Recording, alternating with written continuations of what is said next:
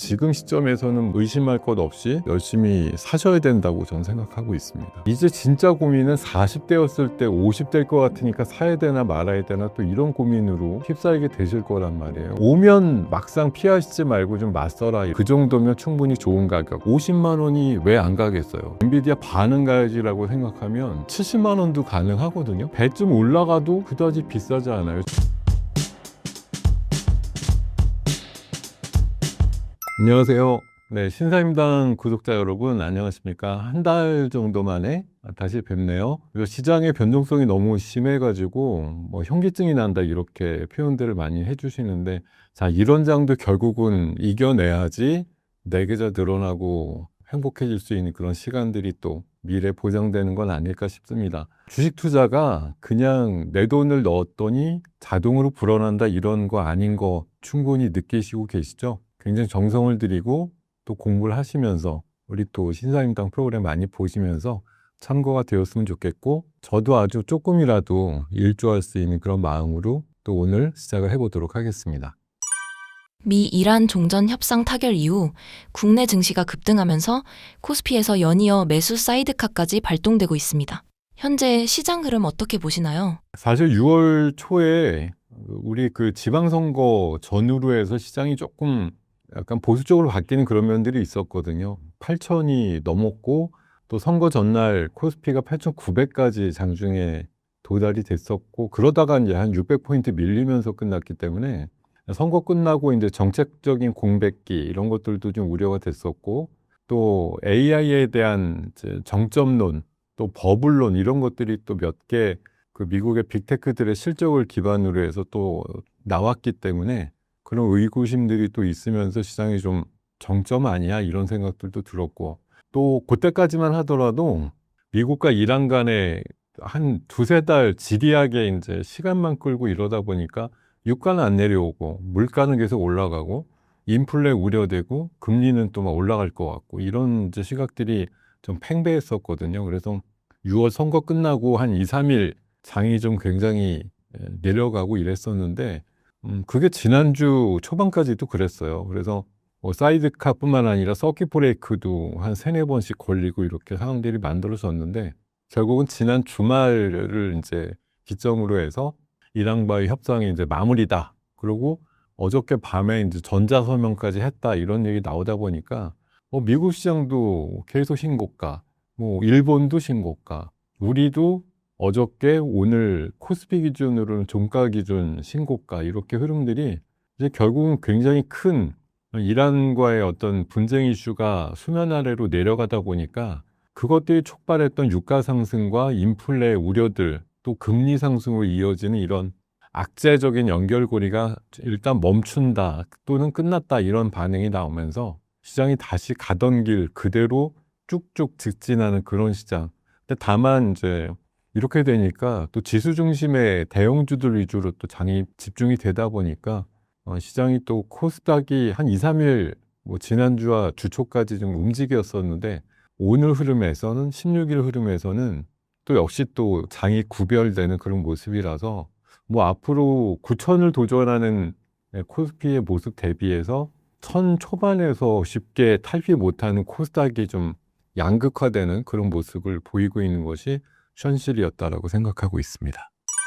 최근 금리 인상이 예고되었는데 시장에 어떤 영향이 있을까요? 금리 인상이라고 이제 옛날의 잣대로 얘기를 하면, 금리 인상되면 아무래도 금리 많이 주는 은행에다 돈을 맡겨놓는 게 유리하지 않을까 그런 시각에서 항상 은행과 증권을 이제 저울질하는 데 있어서 금리가 어느 쪽으로 더 유리하냐 불리하냐 이런 것들이 잣대가 됐었는데, 사실 미국 시장 같은 경우는 최근에 5년 정도 흐름을 보면 금리가 오를 때나 내릴 때나 계속 올랐거든요. 알고 보면 무슨 금리가 변수가 되지 이런 생각이에요. 근데 다만 이제 최근에 경기 침체에 대한 우려들이 원래 하반기에 있었고, 그렇기 때문에 이번에 연준 의장도 새롭게 바뀌고 뭐 우리 한국은행 총재도 바뀌면서 금리 인하 기조로 가는 게 맞긴 한데, 이게 전쟁이 장기화되면서 인플레 이슈가 나오고 오히려 금리를 올려야 돼 이런 쪽으로 시장들이 많이 또 선언을 했고요. 또 거기에 걸맞게 경제 지표들이 그다지 나쁘지도 않아요. 그러다 보니까 경기 침체로 가는 것이 아닌 것도 같은데 이런 상황이죠. 그래서 이유는 이미 지난주에 금리 인상을 했고 공교롭게 또 오늘 아까 정오쯤에 일본에서 금리 인상을 했거든요. 근데 1%가 됐거든요. 이제 일본은. 근데 그게 31년 만에 최고 금리라고 하니까 그동안 일본 돈은 얼마나 이자를 안 주면서 쓸 수 있었느냐라는 거죠. 그래서 이제 그 돈들이 풀렸다가 일본에서 금리를 올리니까 요새 이제 그 엔캐리 트레이드라고 얘기를 많이 하잖아요. 일본 돈이 풀렸다가 일본으로 회수되는 과정 이런 것들이 이제 충격을 줄 거다 이런 얘기들 나왔는데 뭐 정작 일본도 금리 인상 발표 나고 나서 그러니까 시장 반응이란 건 그런 것 같아요. 안 할 것 같았는데 하면 놀라는데 원래 할 줄 알았어 이렇게 예고가 돼 있는 상황이다 보니까 별로 시장이 충격을 느끼지 못하는 것 같고 뭐 하는 총재께서도 이미 지난달에 약간 밑밥을 깔아 놓으셨어요. 뭐 빠르면 7월 달 금리 인상을 얘기를 했기 때문에 우리 시장도 아마 금리가 여기서 조금 0.25 정도 오른다 그래서 시장이 발작하거나 이러지는 않을 것 같다. 결국은 이제 속도, 매 분기 할 때마다 올린다든지 이렇게 하면은 오히려 속도감 때문에 좀 피로해질 수는 있는데 아마 연내에 한 번 또는 두 번 정도로 예정을 하고 있는 금리 인상은 시장에 그다지 충격은 아닐 것이다. 이렇게 보이고요. 그건 이제 사람들의 해석 문제예요. 금리 인하를 왜 합니까? 경기 침체를 방어하기 위해서 금리 인하를 하는데 금리 인상은 또 인플레를 막기 위해서 하는 과정이거든요. 그래서 인플레가 너무 심해지는 거를 뭐 사전에 좀 제어한다는 측면에서 금리 인상 제도를 한다라는 게 시장에 꼭 나쁘지만은 않아 이렇게 볼 수도 있다라는 가능성. 그러니까 뭐 보시는 시장 참여자들이 악재성 얘기도 호재로 인식을 하면 그만이다 이렇게 보면 될 것 같아서 저는 초반에 말씀드렸지만 금리가 오를 때나 내릴 때나 시장은 별탈 없이 계속 올랐는데 뭐 이런 생각을 하고 있습니다. 잠깐! 마이너스 11억을 1년 만에 플러스 13억으로 만든 주식 투자 비결, 주식 왕초보도 가능합니다. 한 달 커피값으로 시작하세요. 지금 바로 고정 댓글 확인. 코스피가 8,500까지 갔는데요. 코스피 9,000선 안착할 수 있을까요? 아이고, 네, 뭐 8,900도 얼마 전에 한번 했기 때문에 9,000선 찍는 거는 일도 아닐 것 같은데요. 뭐 제가 보면 빠르면 뭐 이번 금요일 날 직접 서명 작업까지 하러 뭐 벤스나 트럼프 대통령까지도 갈 수도 있다는 얘기들인데 아마 우리 금요일장 끝나고 그런 장면들이 연출이 되면은 아마 다음 주 월요일 정도쯤에 한번 찍을 수도 있지 않을까 그런 생각이 좀 들거든요. 어쨌든 뭐 지금 글로벌 IB들에서는 우리나라 여전히 저평가라고 얘기를 하면서 뭐 기본 만에다가 컨디션 조금 좋으면 12,000까지 갈 수 있다라고 보고 있으니까 아마 지금 이제 어떤 뭐 또 시장을 보수적으로밖에 볼 수 없는 그런 뭐 숨겨진 재료들이 또 나올 수도 있겠지만 어쨌든 그런 것들이 나오지 않고 또 최근에 뭐 하나 딴지를 걸었던 게 AI에 대한 버블론 뭐 이런 것들이었는데 아마 다음 주에 마이크론 실적 정도 나오고 또 7월 초에 삼성전자 실적이 나오면 또 그런 것들이 눈 녹듯이 의혹들이 좀 사라질 수 있는 가능성 아마 6월 말에서 늦으면 7월 초 정도쯤에는 제 생각엔 조심스럽게 만두 갈 수 있다 이런 생각을 해봅니다. 이때는 진짜 시장에서 빠져나와야 할 시그널이 있다면 어떤 것들이 있을까요? 뭐 사실 많이 오른 것보다 더 위험한 시그널은 없죠. 근데 그게 그런 것 같아요. 그러니까 12,000을 간다는 사람들이 있고 그게 맞다고 하면 그럼 12,000을 간다면 어떻게 되는 거냐라는 거죠. 지금 더 위로 그럼 불러댈 거냐. 13,000, 14,000, 15,000도 갈 것 같으니까 여전히 팔지 마 이럴 건지. 12,000은 정말 갈 수 있는 되게 희귀한 확률이었는데 갔다고 하면 그 위는 도저히 못 불러댄다고 하면 사람들 12,000에서 다 나오려고 할 거 아니에요. 그렇기 때문에 오히려 12,000을 못 갈 수도 있거든요. 결국은 뭐 근처 갔을 때 더 위로 부르는 사람이 없다고 하면 저는 일단 나와야 된다고 봅니다. 그러니까 딱 11,999에 나와야 된다 이런 생각은 좀 버리시고요. 한 11,000 뭐 살짝 넘기만 해도 좀 오버나잇 하는 물량을 많이 줄여야겠는데 이렇게 함으로써 시장에 내 자산의 노출도를 최대한 피하시는 전략이 필요한데 저는 지금 뭐 여러 가지 버전들이 있죠. 뭐 심지어 15,000까지 불러대는 아주 소수의 의견도 있는데 일단 여러 가지 감안했을 때 진짜로 우리 지수가 코스피 기준으로 10,000을 넘는다고 하면 그때부터는 오버나잇 하는 물량은 50%가 안 되는 게 좋겠다. 그러니까 매일매일 그냥 아주 짧은 매매 이런 것들로 좀 비중을 키우시고요. 담궈 놓는 것에 그러니까 하루 그러니까 밤을 넘어가는 간밤에 미국 쪽이나 뭐 이런 유럽 쪽에서 무슨 일이 생길 수도 있는 왜냐면 지금 모든 글로벌 지수들이 다 비슷하게 신고가를 넘고 있는데 이게 뭐 무한대로 갈 수 있는 건 아니에요. 그래서 중간에 분명히 부러질 수 있는 그런 상황들이 만들 수 있다고 보는 거고 오히려 그 위험 시그널이라고 하는 건 뭐 저도 하나의 이제 대상자가 될 수 있는데요. 약간 부정적으로 보던 사람들조차도 의심할 것 없이 와 시장 더 갈 수밖에 없겠는데 그런 인정의 멘트가 나오는 그 순간이 아마 제일 위험할 거예요. 사람들은 결국 심리의 싸움이기 때문에 누구도 올라가는 거에 대해서 부정하거나 내가 그동안 뭐 시장을 너무 잘못 봤어요 이렇게 반성문 쓰고 이럴 때 그럴 때가 진짜 위험한 시그널이다라고 생각하시면 될 것 같습니다. 외국인 투자자들은 지난 5월부터 약 한 달 동안 역대급으로 한국 주식을 팔아치웠습니다. 하지만 바로 며칠 전인 6월 12일 25거래일 만에 대규모 순매수로 돌아서며 분위기가 바뀌고 있는데 이유가 무엇인가요? 일단은 너무 많이 팔아가지고 빈 공간이 좀 낮다라고 볼 수도 있겠죠. 한 달 동안 한 80조 가까이 팔았기 때문에 너무 많이 팔았나 뭐 이런 이제 펀드나 이런 데도 있었을 것이고요. 공교롭게 6월 10일 지금 3일째 외국인들 코스피 순매수가 이어지고 있는데 물론 뭐 파는 날 하루 판 거보다 사는 날 강도가 그렇게 세지는 않습니다. 보통 한 4조씩 팔았는데 사는 건 한 1조에서 2조 사이 정도거든요. 뭐 조심스럽게 선심을 하는 과정일 거고 공교롭게 전쟁이 끝남과 동시에 전쟁이 끝난다 이런 분위기가 완연해지는 상황에서 이제 또 들어오고 또 환율도 1,560원을 넘을 뻔하다가 요새 좀 관리 들어가면서 1,510원대 이렇게 있다 보니까 이게 이제 조금 관리가 돼서 뭐 환차익까지 볼 수 있는 1,400원대 후반으로 좀 접어들 수도 있습니다. 이런 걸 좀 노리고 단기적으로 들어오는 돈이라는 생각도 들고요. 또 최근에 스페이스 X 청약하느라고 빠져나갔던 돈들이 다시 환입되는 효과도 있는 것 같고 여러 가지 개념으로 봤을 때 일단은 전쟁 끝나서 전쟁 때문에 피해를 많이 본 우리나라 이거에 대한 관점이 끝났다라는 거 하나가 있겠고 스페이스 X에 청약대금 들어갔던 거 환불로 인한 효과 그리고 뭐 아무리 생각해도 삼성전자 하이닉스 너무 싸다 이런 인식을 갖고 있는 또 새로운 돈들의 출현 뭐 이렇게 전 정리를 하고 있습니다. 최근 시장에서는 점점 현금 비중도 필요하다는 의견도 함께 나오고 있는데 지금 구간에서 투자자들이 가장 경계해야 할 리스크는 무엇일까요? 요즘 우리 뭐 사실 뭐 기관 투자가나 외국인 투자들 걱정할 건 아니죠. 개인 투자가님들이 뭐 최근에 보면 항상 뭐 신용도 많이 쓰고 있다 이런 우려도 하지만 그리고 지난 이제 6월달 변동성이 되게 강했던 지난주 같은 경우는 하루에 반대 매매가 뭐 1,000억대 그래서 누적 한 3, 4일 합치니까 1조 원 가까이 나오기도 했다 이런 얘기 돼요. 사실 장이 8%씩 뭐 빠지기도 하고 이러면은 내 개별 계좌는 한 10% 이상 왔다 갔다 한다는 거거든요.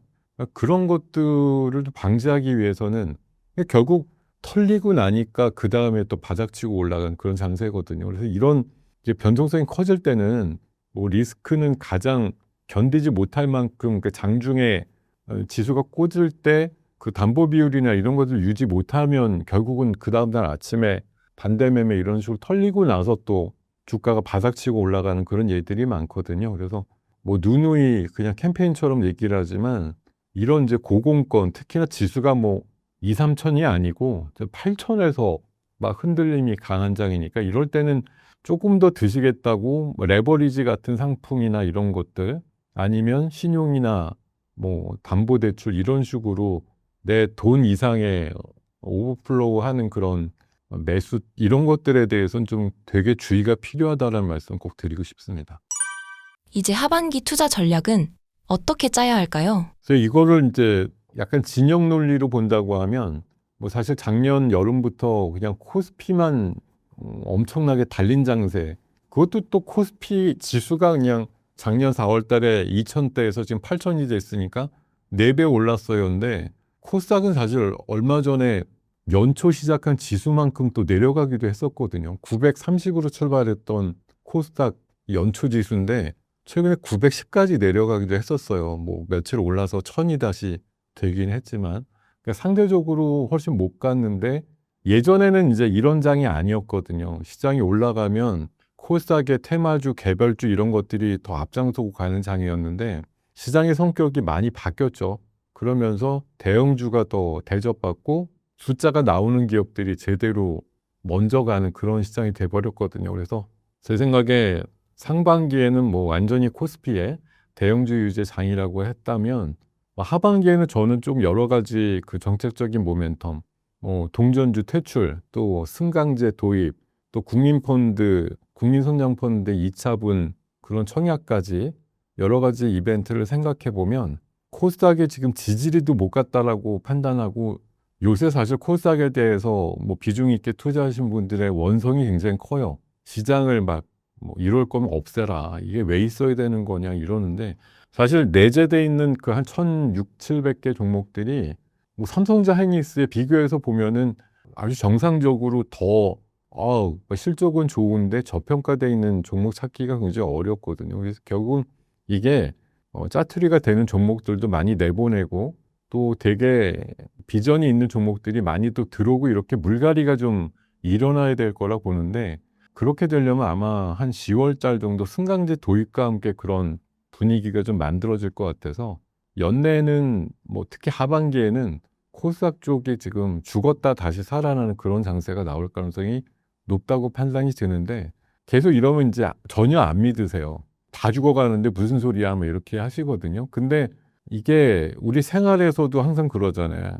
해 뜨기 전에 새벽이 제일 어둡다고 얘기를 하고 터널 나가서 저 앞에 빛이 있는데 나가기 바로 전이 제일 깜깜해요. 예, 그런 자연의 이치가 시장을 우리가 바라보는 눈에도 마찬가지예요. 하반기 되면 분명히 코스닥이 좋아진다고 얘기하면 야, 지금 다 죽어가는데 무슨 소리야 이렇게 보통들 하신단 말이에요. 근데 지금도 한 보름 정도 아직 6월 달 상반기가 남았거든요. 좋아지기 바로 전까지는 최악으로 안 좋은 게 사실이에요. 그러니까 지금 하반기에 좋아집니다 이렇게 얘기해도 안 먹히고 믿지 못할 상황인 게 맞는데 시장이라는 데가 딱 묘해가지고 그냥 다 죽으라는 법은 없습니다. 그래서 아마 제 생각엔 하반기에는 지금 다 죽으란 말이냐 이렇게 외치는 코스닥에서 아마 살 길들이 만들어질 것 같고 다른 건 몰라도 뭐 PBR 이런 것들 우리나라 종목들 보면 한 70%가 1배가 안 된다고 하더라고요.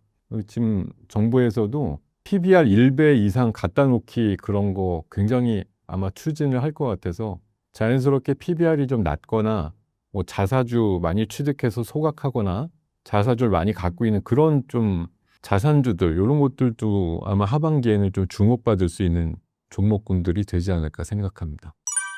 최근 삼성전자와 SK 하이닉스 주가가 강한 흐름을 이어가고 있는데 6월 삼성전자와 SK 하이닉스의 전망은 어떻게 보시나요? 네, 지금 뭐 앞서거니 뒤서거니 그 간극을 어느 정도 합리적으로 유지하고 있어요. 삼성전자 한 34, 5만 원대 가고 있고 하이닉스 230만 원대 이렇게까지 가는데 얼마 전에는 하이닉스가 굉장히 빠른 속도로 삼성전자 시가총액을 뭐 추월할 기세처럼 나오다가 또 이제 삼성전자가 한 2, 3일 또 달려가면서 간극이 좀 벌어지고 있는데 어쨌든 2분기 실적 기준으로 보면 뭐 80조 대 60조 대 이렇게 나오니까 시가총액의 어떤 차이도 약 저는 한 15% 정도쯤은 나야 되지 않을까 그렇게 생각하고요.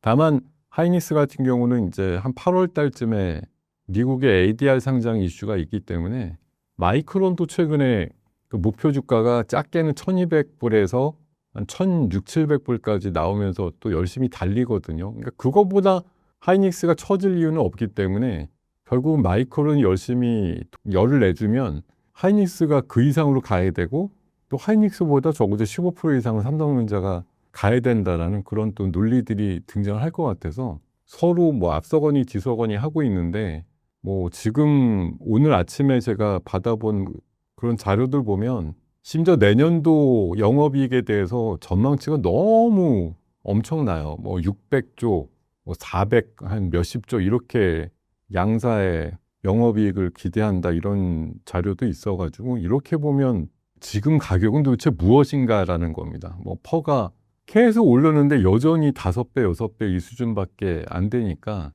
앞으로도 뭐 더 갈 수 있는 요인들은 충분히 있다라고 생각을 하게 되는 것이죠. 삼성전자가 30만 원을 돌파하며 시가총액 2천조 원을 넘겼습니다. 시장 일각에서 나오는 50만 전자 목표가 대표님께서는 현실성이 있다고 보십니까? 원래는 현실성이 없죠. 가본 적이 없으니까 현실이라고 믿기가 어려운데 가면 가는 거죠. 지금 갈 수 있는 토대는 제가 방금도 뭐 내년도 영업이익에 대한 전망치를 말씀드렸지만 600조를 넘게 버는 회사가 뭐 엔비디아랑 거의 차이가 없거나 심지어는 내년도에 더 번다라는 얘기들까지 나오는데 왜 엔비디아의 시가총액 4분의 1밖에 안 되느냐라는 논리로 무장을 해서 만약 삼성전자를 미친 듯이 산다고 하면 50만 원이 왜 안 가겠어요? 충분히 뭐 엔비디아 끝까지는 힘들어도 엔비디아 반은 가야지라고 생각하면 제가 봐선 70만 원도 가능하거든요. 불가능할 리가 없는 거죠. 지금 엔비디아가 제가 알기로는 한 8천조 좀 넘을 텐데 당연히 갈 수 있죠. 반 정도만 가도 한 4천조? 지금 2천조 넘었다고 말씀 주시는데 배쯤 올라가도 그다지 비싸지 않아요. 지금 엔비디아 같은 경우 올해 영업이익 기준으로 PER 단위 40배가 넘어요. 내년도에 많이 번다 그래도 22배 정도 되거든요. 근데 내년도 삼성전자 기준으로 지금 보면 퍼가 5.2배밖에 안 나옵니다. 도대체 왜 4분의 1 값이냐 이런 논리들이 계속 등장을 하겠죠.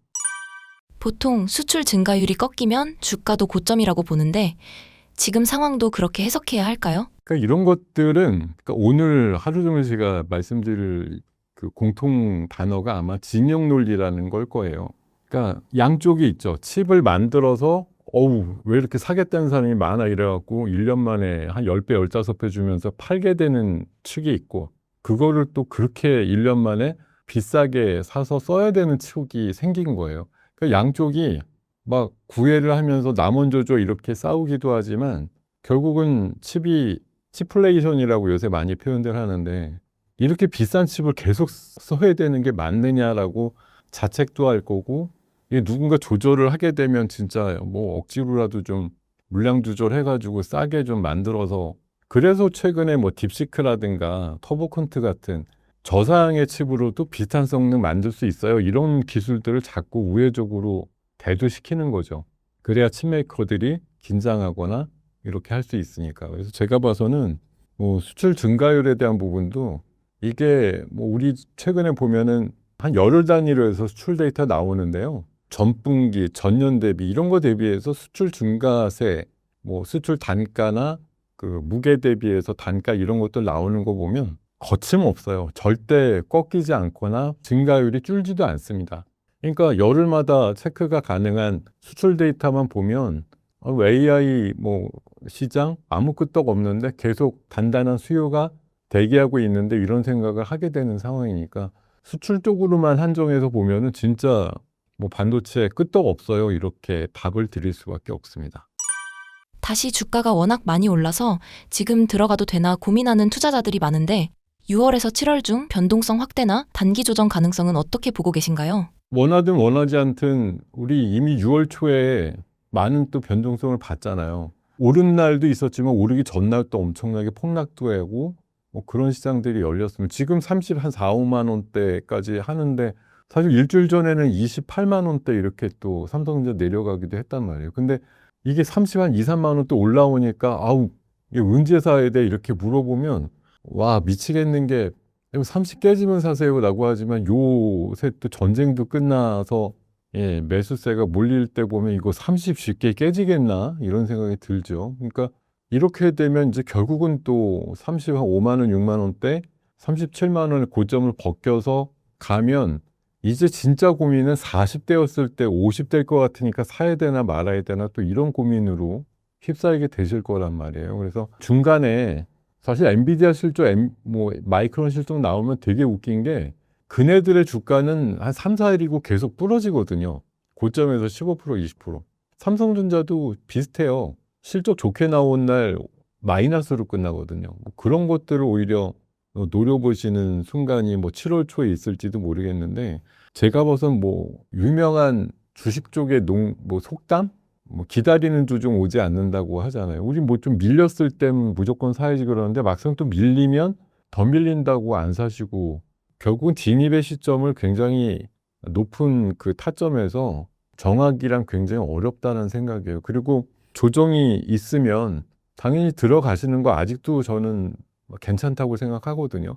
그러니까 한 4만 원 하는데 31만 원 정도 깨지면 저는 뭐 좋은 위치다 이렇게 보는데, 바득바득 30 깨질 때까지 기다리시면 또 못 살 수도 있고, 뭐 그런 이제 약간의 유연성 이런 것들은 좀 필요하지 않을까 생각이 들고, 진짜로 앞에 이자가 찍힌다고 하면 지금 시점에서는 뭐 의심할 것 없이 열심히 사셔야 된다고 저는 생각하고 있습니다.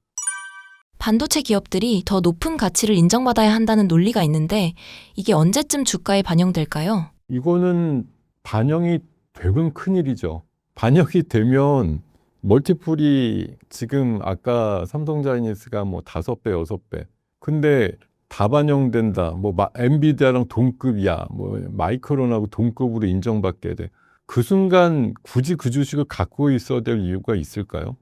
필요가 없는 거죠. 사실 그래서 이게 반영이 안 돼서 반영돼야 되는데 이렇게 우기는 사람하고 그렇게까지 안 가지라고 하는 사람들이 다툴 때가 사실은 주가가 전진을 꾸역꾸역 하는 과정이 될 거고요.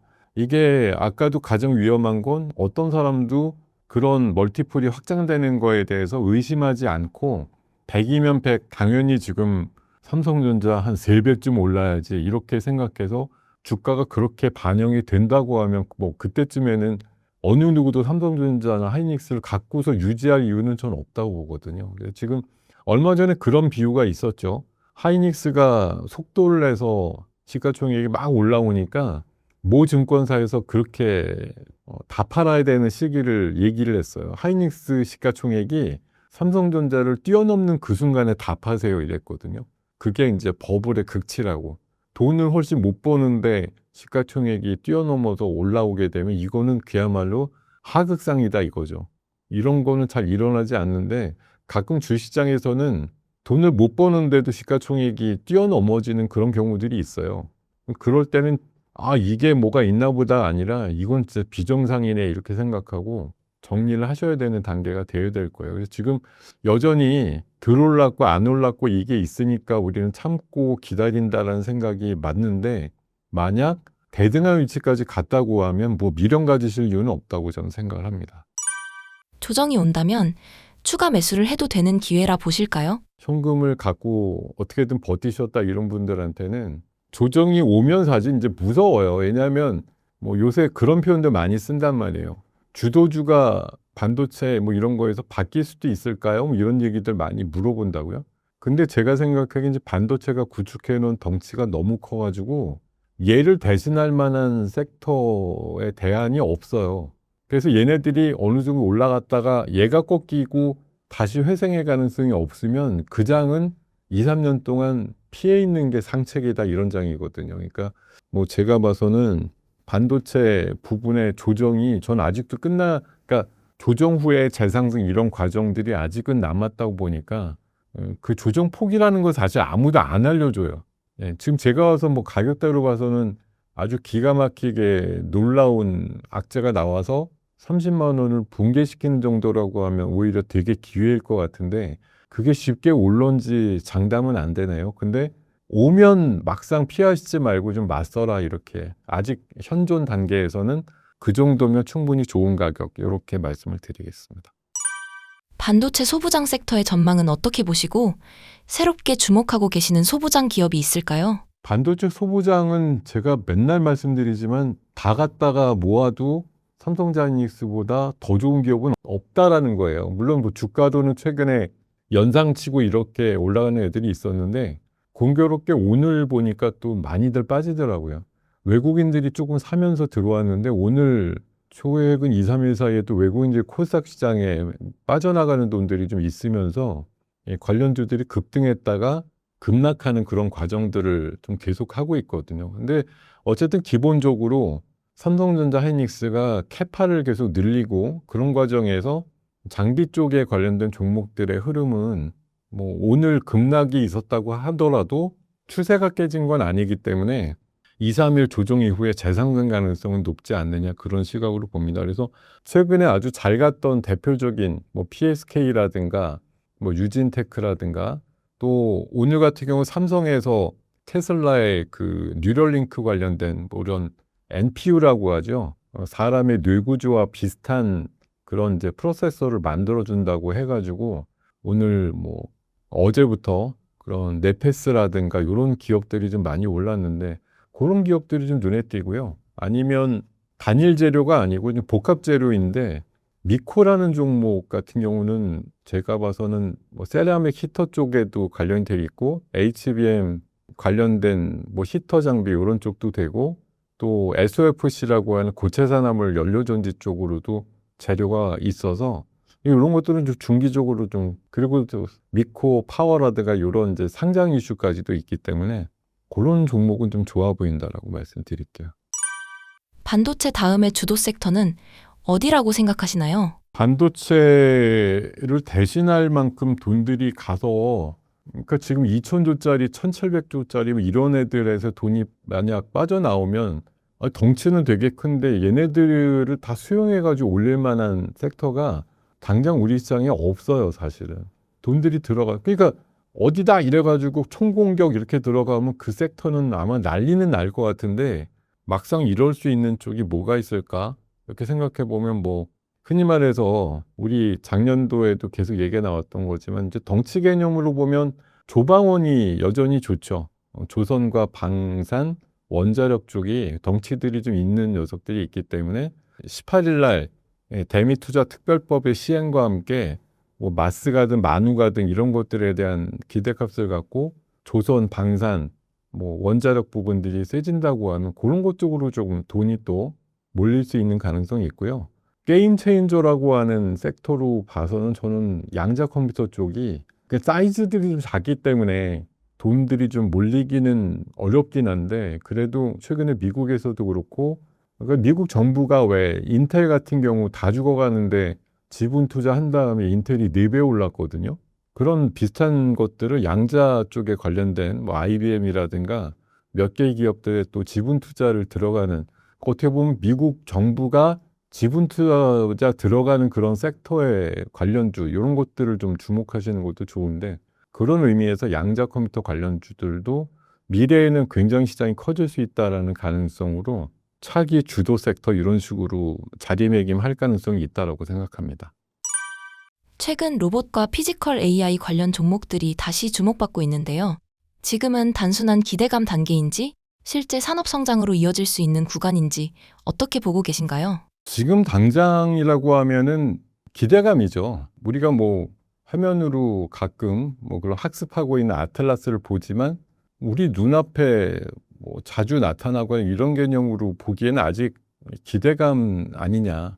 뭐 현대차에서도 얘기하는 게 한 25,000대, 3만 대 정도를 양산하는 시점은 한 내후년 정도쯤으로 본단 말이에요. 그전에는 사실 방송 쪽으로 나오는 그 몇 대 정도의 뭐 샘플 이런 것들이 다니까 기대감이 대부분이고 사실 그 옵티머스 같은 경우도 그래요. 이게 지금 올해나 내년까지 보면 몇만 대 정도 수준입니다. 이걸 가지고 로봇이 뭐 시장 꽉 잡았다 이렇게 얘기는 어렵죠. 머스크한테도 원래 조의 부자가 됐지만 이사회에서 결정한 뭐 어떤 프로젝트를 다 완성시키면 엄청난 부를 또 추가로 주겠다고 약속했을 때 목표치가 옵티머스를 한 1억 대 까는 거거든요. 1억 대가 언제 깔릴까 싶은 거예요. 예, 그런 부분들 생각해 보면 사실 지금 실제 로봇들이 많은 현장에서 쓰이곤 있는데 그게 뭐 피지컬 AI 이래가지고 뭐 가정의 서비스 로봇이나 뭐 그건 주방 로봇이나 이런 단계까지 지금 현실화됐거나 그러긴 어렵죠. 근데 일부 뭐 LG전자나 이런 데서는 한 2년 내로 꽤나 깔릴 거야 이렇게 얘기들을 하는 경우도 있고 최근에 젠순항 우리나라 와서 대단히 많은 기업과의 그런 동맹 이런 것들을 얘기하고 가면서 우리나라가 이제 AI, 특히 피지컬 AI를 구현하기 제일 좋은 최적의 조건을 갖고 있다고 얘기를 했으니까 아마 제 생각엔 2, 3년 내로는 꽤 대단한 어떤 뭐 디바이스들이 우리 앞에 나타날 것이다라는 전망은 할 수가 있을 것 같습니다. 최근 젠슨왕 CEO의 방한 이후 AI와 로봇 관련 종목들이 다시 주목받고 있습니다. 시장은 어떤 메시지에 가장 크게 반응했다고 보시나요? 뭐 메시지 자체는 전순왕이 와서 이제 얘기한 것 중에 뭐 한국에 4가지 정도의 이제 큰 서프라이즈 선물을 갖고 왔다라고 했는데 결국은 뭐 가장 그래도 주목할 만한 게 현대차 쪽하고 뭐 새만금이 꼭 될지는 모르겠지만 뭐 그런 이제 피지컬 AI 관련된 그런 데이터를 뭐 수집하거나 이럴 수 있는 R&D 센터 같은 것을 직접 짓는다니까 그걸 이제 공장 개념으로 얘기를 하는데 뭐 거기에 사람이 또 많이 들어가는 공장은 당연히 아닐 거예요. 그래서 그런 공장을 지음으로써 우리나라의 엔비디아가 실질적으로 투자 개념으로 뭔가 들어온다 이런 것들이 좀 컸던 것 같고 그리고 뭐 두산이면 두산 또 뭐 네이버, LG 다 돌아다니고 또 SK 뭐 이런 쪽과의 순회 미팅을 통해 가지고 여러 단계의 어떤 기업과의 협력을 공고하게 지금 맺고 나간 거 이런 것들이 주는 메시지. 그 일본에서 엄청나게 부러워하더라고요. 대만하고 한국은 왔는데 왜 일본은 안 거치고 그냥 갔느냐라고 해서 되게 실망도 많이 하고 시샘도 많이 하고 그러던데 하여튼 그만큼 우리나라의 어떤 리상 그리고 기업들의 능력 이런 것들에 대해서 젠슨왕이 어느 정도 인정을 했다라고 생각하고 보면 굉장히 뭐 좋은 얘기들 정말 많이 하고 갔거든요. 네이버가 그 뒤에 꼭 주가가 좋은 건 아니지만 뭐 10배 정도 커진다 이렇게 막 덕담 엄청나게 하고 간 그런 상황들을 감안해 보면 젠슨왕의 메시지 자체가 묵직하고요. 그리고 아마 제가 모르긴 몰라도 한 10월인가 11월쯤에 AI 그 랜과 관련된 총회가 또 있는데 그게 엔비디아가 주도해서 만든 총회라 또 금방 올 수도 있다 이런 생각이 들기도 해요. 뭐 그러니까 작년 11월쯤 오고 또 한 6개월년마다 우리나라 자주 오는 그런 일정을 갖는다고 하면 야 이거 일회성 아닌데 이렇게 볼 수 있는 시각이 있지 않을까 생각이 듭니다. 이번 이슈를 통해 가장 큰 수혜를 받은 기업들은 어디라고 보시나요? 단기 테마를 넘어 장기적으로도 주목할 만한 기업이 있을까요? 이게 사실 젠슨왕이 옵니다 가지고 뭐 가격적인 측면에서 제일 수혜를 받았다고 하면 저는 당연히 LG전자라고 얘기할 것 같아요. 10만 원 초반에서 45만 원까지 근 한 달여 기간에 한 4배 정도 올랐으니까 그 정도면 뭐 충분히 거기다가 LG전자가 설마 그렇게까지 올라갈까 싶었는데 뭐 이틀 정도 거의 연상 분위기로까지 상승을 기록했고 물론 그 뒤에 딱 막상 올 때쯤 근접해서는 뭐 주가가 반쯤으로 부러지긴 했었는데 어쨌든 맨날 10만 원, 11만 원 이렇게 기억했던 분들한테는 굉장히 큰 변화를 만들었던 대표적인 기업이라고 볼 수가 있겠고요. 뭐 그거 말고도 뭐 두산 로보틱스 같은 경우도 좀 올랐고 또 네이버도 사실 시장에서는 완전히 내놓은 주식이었는데 그 녀석도 최소한 한 50% 이상 또 단기 급등 나왔던 거 생각해 보면 많은 기업들의 주가의 훈풍을 불러일으키고 갔다라고 평가를 드리겠습니다. 저는 현대차와 현대 그 일가 반개 회사들, 현대모비스와 현대오토에버 그리고 최근에 약간 이제 건너 회사긴 한데 또 외국계에서 굉장히 좋은 리포트가 나온 HL 만도 오늘 또 상한가까지 들어갔던 뭐 화신이나 화신전공 이런 기업들에 대한 가능성 그리고 뭐 조금 다른 얘기지만 현대차의 볼스턴 다이내믹스에 대한 지분 원래 소프트뱅크가 한 10% 갖고 있는데 그것들이 시장에 나올지도 모른다 그래서 뭐 또 일각은 뭐 삼성에서 요걸 뭐 지분 인수한다 이런 검토 얘기도 나오고 그러다 보니까 어쨌든 삼성까지 만약 볼스턴 다이내믹스 지분이 좀 들어간다고 하면 그 가치 자체가 좀 다를 거라고 보기 때문에 그런 지분을 대다수 갖고 있는 현대차 계열의 전반적인 수혜가 있다라고 말씀을 드릴 수가 있을 것 같고 이게 장기적으로 좋은 관점에서 주가들을 볼 수 있다. 그러니까 뭐 현대차 같은 경우 지금 최고 한 120만 원 뭐 이렇게까지도 목표가가 나오는 과정들이 조금 더 속도 있게 빨리 도달할 수 있다 이런 생각이 들기도 합니다. 현대차의 목표 주가 120만 원 상향이 실현 가능하다고 보시나요?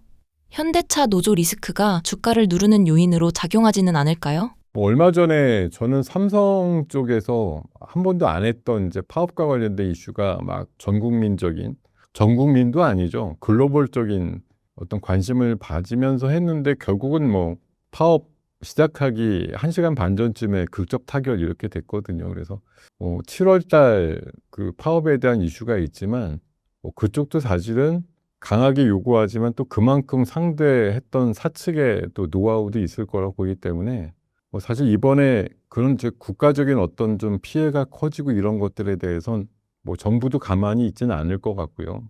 그리고 노조 리스크가 물론 크긴 큰데 어쨌든 뭐 시장은 그렇게 보거든요. 파업이 시작되면 막상 또 끝나는 것밖에 안 남았네 이렇게 보기 때문에 저는 파업해서 문제가 커질 거라고 생각은 안 들어요. 물론 뭐 회사에서는 늘 이제 엄살조로 뭐 파업하면 뭐 하루에 1,000억씩 뭐 손해 본다든지 뭐 이런 식으로 맨날 셈법을 나타내는데 파업이 조금 일어난다 그래서 회사가 문 닫거나 이런 경우 보지 못한 것 같아요. 근데 조금 우스갯소리로 파업은 제 생각엔 오히려 저가 매수의 기회다 이렇게 보이는데 파업하고 있는 시점에서 만든 차는 안 사는 게 좋겠다 이런 말씀을 드리고 싶습니다.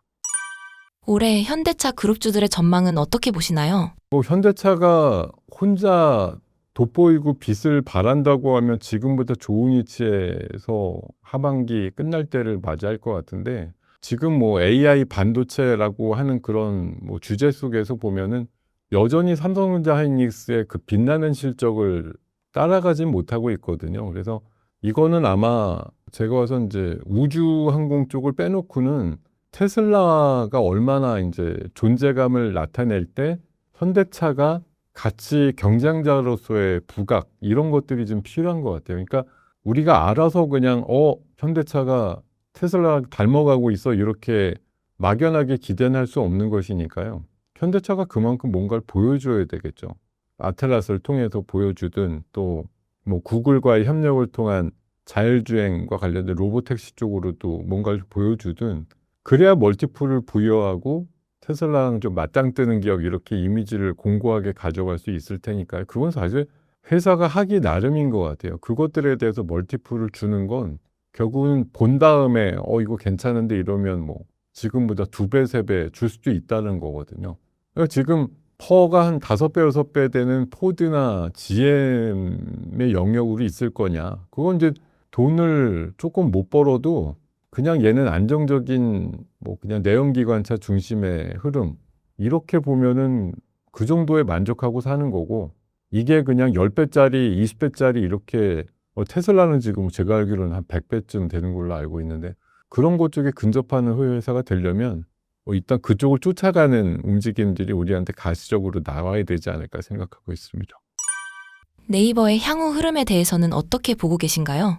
네이버를 로봇 관련주로 봐도 괜찮은 건가요? 그냥 단순히 로봇을 제작한다 이런 회사로 보지는 않는데 뭐 이번에 젠순왕이 아마 네이버 신사옥이라고 방문한 것으로 알고 있는데 그게 이제 뭐 로봇들이 전용 엘리베이터까지 타면서 이렇게 층을 왔다 갔다 하는 그런 좀 자연스러운 로봇의 움직임들이 이렇게 보여지는 그런 최첨단의 사옥인 걸로 알고 있거든요. 그래서 관련해서 범주를 보면 피지컬 AI라고 하는 게 단순히 그냥 뭐 직립보행을 하는 로봇이라는 거 그 자체는 아니기 때문에 관련된 범주 카테고리 안에는 뭐 네이버도 충분히 피지컬 AI를 같이 추구하는 회사 이렇게 볼 수가 있을 것 같고요. 뭐 그런 이제 엘리베이터라든가 이런 쪽과 관련해서 현대무벡스라는 종목이 있는데 오히려 그런 종목이 이름도 앞에 현대지만 네이버의 로봇 얘기 나올 때 항상 같이 따라붙는 그런 회사거든요. 왜냐하면 그 신사옥의 로봇 전용 엘리베이터 설치와 관련된 기술을 갖고 있어서 최근에 로봇주로 좀 새롭게 부각이 되는 종목이다 보니까 그런 연상을 하시면서 떠올리면 범 로봇주라는데 네이버가 굳이 뺄 이유는 없는 것 같아요. 그리고 다른 범주지만 뭐 최근에 엔스로픽의 미토스라고 하는 프로그램 이런 것들이 원래 동맹 뭐 기업들이나 이런 데 풀릴 것 같다가 또 최근에 뭐 미국 국방부 쪽에서 태클 걸어가지고 딴 나라에 이용 못하게 막고 이러면서 소버린 AI라든가 이런 것들이 또 부각되는 과정에서 네이버의 역할이 꽤 있을 것 같다라고 생각이 들고 있습니다. 앞으로 현대차와 LG전자 흐름은 어떻게 보시고 또 주목하는 로봇주가 있다면 무엇인가요? 뭐 아무래도 과거에는 정말 짜잘한 뭐 레인보우가 있었지만 역시 실적은 없는 그런 로봇들만이 가득했던 시장에서 LG전자와 현대차 또 두산 로보틱스까지 걸출한 대기업을 띄고 있는 대표 기업들이 로봇주의 대장 역할을 한다라는 거 굉장히 큰 변화라고 생각이 들고 로봇이 이제 어디 내놔도 이런 대표 기업들을 앞장 세워서 갈 수 있는 그런 타이밍들이 왔다고 생각하고 보시면 될 것 같습니다. 로봇에 대해서는 최근에 LG 같은 경우는 원래 CES에서 그 바퀴 달린 로봇이 나와갖고 약간 좀 웃긴다는 표현이 있었거든요. 아니, 뭐, 휴머노이드인데 웬 바퀴가 달려서 수공되고 이러고 있었는데 최근에 발표를 했어요. 직립보행 이종 로봇 만든다 이런 이슈가 있었기 때문에 여전히 뭐 LG향으로 봐서는 뭐 로보스타, 로보티즈 이런 기업들이 좋을 것 같고 약간 재활 로봇 뭐 이런 것 쪽으로 봐서는 뭐 시메스 로보틱스 이런 종목도 있고요. MBR 모션이라는 종목도 최근에 모 증권사에서 리포트 통해 가지고 주목할 만한 로봇 기업 이렇게 평가한 바가 있기 때문에 그런 기업들에 대한 기대치가 좀 높지 않을까 생각을 하고 있습니다. 최근 스페이스X 상장 이후 국내 우주항공 관련 종목들이 다시 주목받고 있습니다. 현재 우주항공 산업을 장기 성장 산업으로 봐야 할지 아니면 기대감이 먼저 반영된 테마로 봐야 할지 궁금합니다. 사실 상장 전에 주목을 엄청 받았죠. 연초부터 받은 거나 마찬가지예요. 왜냐면 연초부터 상장 이슈가 나와서 상장하면 뭔가 이제 되게 엄청나게 스페이스X가 이제 돈을 많이 시장에서 이제 조달을 받을 거고 그거 가지고 뭐 할 건데 이런 거 가지고 이제 그 후방 산업에 대한 기대감 또 낙수 효과 이런 것들을 기대하면서 봄에 많이 움직인 것들이 많았던 것 같아요. 근데 오히려 미국에서도 그렇고 최근의 흐름 보면은 상장과 동시에 관련된 ETF 안에 있는 종목들이 폭락을 하는 경우도 있었고 이게 늘 그렇지만 이제 세론이에요, 세론. 이벤트가 딱 끝나니까 단기 관심이 없어지거나 이제 차익 매물을 좀 쏟아내는 그런 케이스들이 있었던 것 같거든요. 그래서 우주항공 산업은 적어도 이번 정부에서는 뭐 우주항공청도 만들었습니다만 꽤나 이제 여러 번 시도를 하는 산업으로서 자리매김을 하고 있다고 보고요. 적어도 2030년 내외까지 뭐 달에 착륙할 수 있는 아니면 또 2030 한 중반 정도 됐을 때는 화성까지도.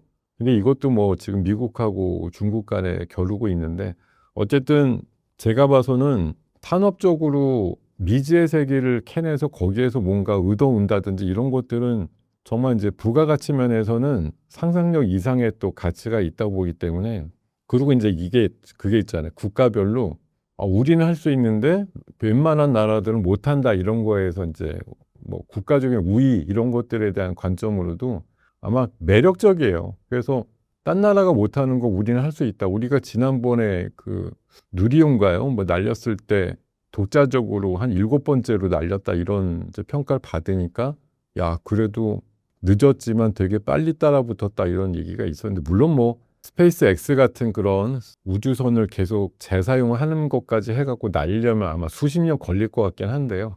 어쨌든 우주항공 산업은 장기 성장 산업이라는 관점으로 또 스페이스 X가 상장하고 나서 지금 이틀째 급등이거든요, 나름대로. 아마 수급적인 측면에서 뭐 그렇게 쉽게 부러지지 않는다고 하면 이게 덩치가 산업과 섹터를 만들기 때문에 그리고 또 조달한 거 가지고 내년에 우주 데이터 센터 1기가와트급을 올린다고 하니까 이런 거에서 나오는 어떤 기대값 그러면서 이제 스페이스X에 여전히 밸류체인이 있는 기업들이나 아니면 우주 데이터 센터는 사실 사용하는 에너지가 태양 전지 이런 거기 때문에 태양광과 관련된 이슈들 이런 것들까지 좀 맞물려서 보면 여러 가지 아이디어를 줄 걸로 생각을 합니다. 국내 우주항공 기업들 가운데 실제 실적과 수주를 기반으로 성장 가능성이 높은 분야는 어디라고 보시나요?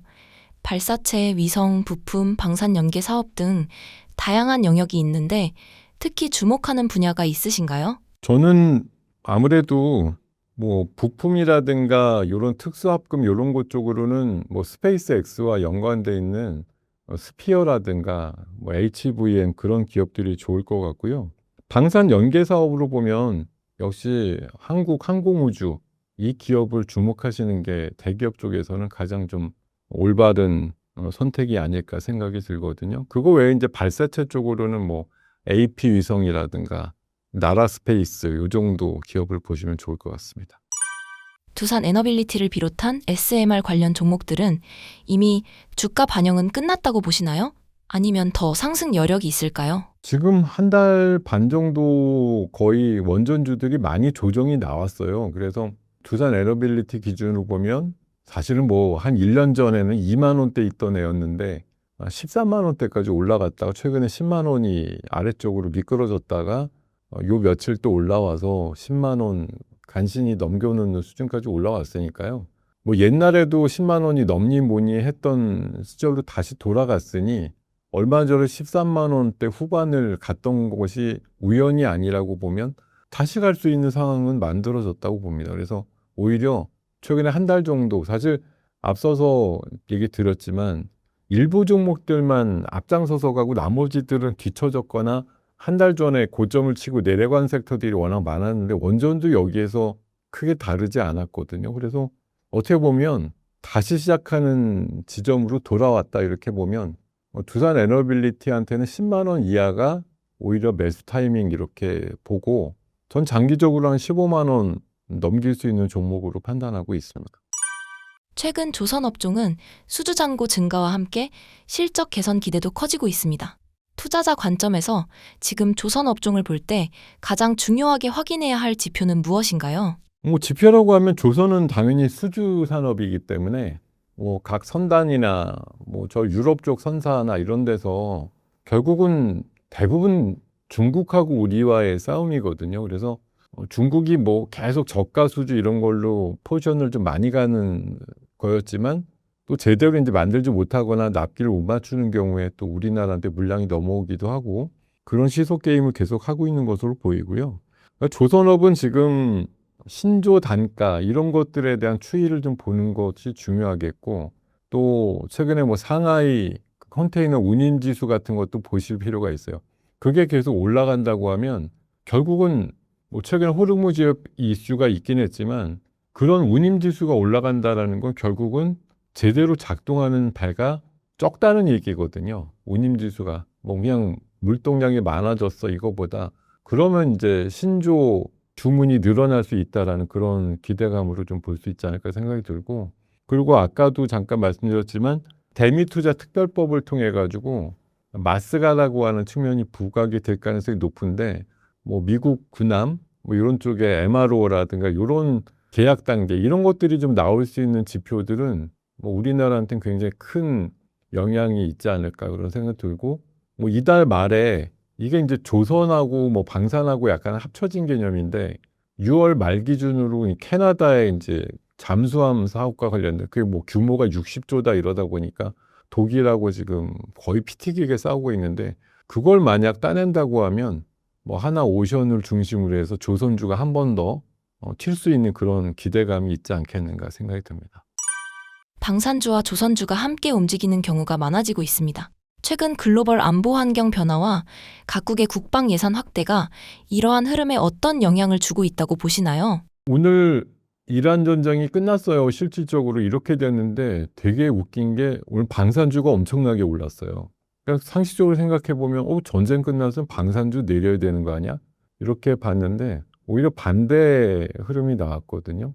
그래서 좀 곰곰이 생각해 보니까 이게 한창 전쟁을 치르고 있거나 이러면은 오히려 가서 뭐 협상을 한다던가 이러기가 어려운데 이제 전쟁이 마무리되고 이러니까 각자 도생의 시대라는 맞게 이게 지금 어디에서 갑자기 또 불거지고 누가 쳐들어와도 뭐 미국이 다 막아줘 이런 것도 아니란 말이에요. 이번에 사실 이란과의 전쟁 치르면서 보면 뭐 미국이 다 막아준 것 같지만 사실 인근 나라들 되게 피해를 많이 봤죠. 미국을 직접 공격을 못하니까 미국하고 너네 친하지 이러고서 뭐 미사일 드론 날려가지고 피해를 본 사례들이 많다고 알고 있어요. 그래서 이런 것들을 이제 공장도 재건을 해야 되겠지만 결국은 이제 전쟁이 끝난 김에 또 다른 어떤 분쟁이 만들어지기 전에 방산을 좀 강화를 해야 된다라는 거, 방어, 이런 국방에 대한 강화 의지 이런 것들이 작동하면서 각국이 오히려 끝남과 동시에 무기를 채워 넣어야 되는, 또 인근 나라들도 마찬가지고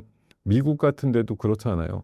무기 엄청나게 썼을 거 아니에요. 그 유명한 미사일 토마호크도 뭐 1년에 몇십 기 못 만드는데 뭐 몇 년 동안 모았던 거 한 반 이상 썼다고 하더라고요. 그래서 오히려 중국하고 몇 년 내에 붙으면 쏠 미사일이 없어서 걱정된다 이렇게 얘기할 정도예요. 그러니까 무기를 많이 쓰면 또 채워 넣어야 되니까 방산이란 시장이 쉴 새가 없는 거기도 하고요. 그리고 뭐 이번에 G7도 프랑스에서 열리고 있지만 나토 같은 데서는 지금 우리나라를 뭐 특별 회원으로 받으려고 막 오히려 약간 이제 막 유혹하고 있는 상황으로 알고 있는데, 유럽도 사실은 방산 쪽이 되게 취약해요. 그러니까 잘 만들긴 하는데 굉장히 느리고 비싸고, 그래서 뭐 이번에 폴란드 같은 데서 이제 그 우리나라 무기를 대규모로 공급받은 게 오히려 신의 한 수다 이렇게 얘기를 하고 있는 정도니까요. 그렇게 보면 유럽도 원래 트럼프의 요구대로면 뭐 2, 3년, 몇 년 내로 그 GDP의 5%까지 국방비를 늘리라고 얘기를 하고 있거든요. 결국은 미국 무기 사란 얘기긴 한데 어쨌든 국방비를 뭐 꼭 미국 무기가 아니더라도 늘려가지고 충분히 채울 수 있는 어떤 환경들이 마지못해서라도 만들어질 거라고 보기 때문에 방산 이슈는 옛날과 다르게 그냥 단순하게 전쟁 끝나면 이제 평화니까 필요 없지 이렇게 생각하는 시대가 아니고요. 지금은 어디라도 호시탐탐, 또 사실 미국 같은 데도 그렇잖아요. 트럼프의 뭐 야욕이라면 야욕인데 뭐 한창 이란하고 싸우는데 또 나는 뭐 쿠바를 또 점령을 할 것이다 뭐 이렇게 얘기를 또 하고 있고, 또 다음 순서가 어딜지 모르겠어요. 그래서 어떤 불확실성 이런 것들을 감안해 보면 각국이 국방을 강화하고 방산 쪽에 대한 어떤 준비를 해야 되는 건 오히려 전쟁 끝나고 나서 그 다음 전쟁 하기 전에 되게 부지런들 떨 것이다 이런 관점으로 보면은, 그리고 오늘 결정적으로 뭐 LIG 그 넥스원, 옛날 이름은 그거고 지금 이름이 되게 긴 기업이 하나 있죠. LIG 뭐 디펜스 앤 에어로스페이스인가 그런 기업이 있는데, 걔네가 그 라인메탈이라고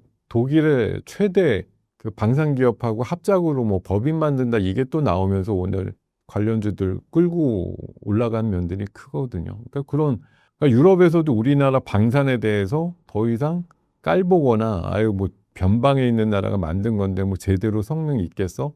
이런 거에서는 좀 많이 개선이 된 듯한 그런 상황에서 우리나라 뭐 방산 무기들에 대한 새로운 바이어들의 활발한 구애가 있지 않을까 그런 생각이 듭니다. 최근 리튬 가격이 바닥을 다지고 있다는 분석도 나오고 있습니다.